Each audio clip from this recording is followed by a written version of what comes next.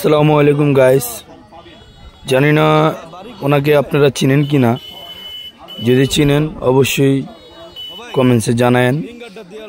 এখন বিষয় হলো যে ওনার মির্কি বেরাম উঠছে। দেখেন উনি গাড়ি থেকে পইরা ওনার ক্ষমাখামি ব্রেক হয়ে গেছে গা, রক্তমুক্ত ফাইটা বাইরে হয়ে গেছে গা। যাই হোক, এখন এই যে দেখেন চেহারাটা, দেখছেন চেহারাটা দেখেন। যাই হোক, আমি চেহারাটা পুরোপুরি দেখানোর ব্যবস্থা করতেছি।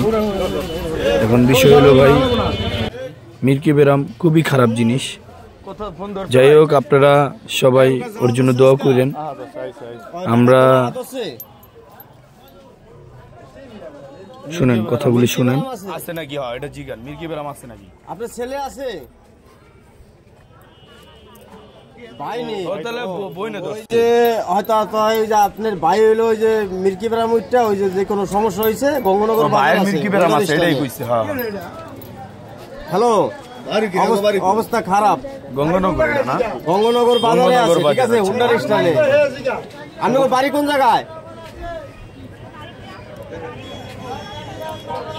ঠিকানা এই তো কিছু কইতে পারে না, কালো কালো।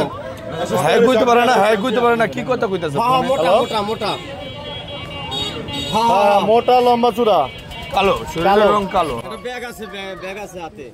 হ্যালো, চেক চেক গেঞ্জি পরা। ভাই আপনারা যারা মির্কি বেরাম আছে তারা ঘর থেকে সাবধানে বের হবেন। আত্মীয় স্বজনের নাম্বার মোবাইল সামনে রেখে বের হবেন। তো ভালো থাকবেন, আল্লাহ হাফেজ।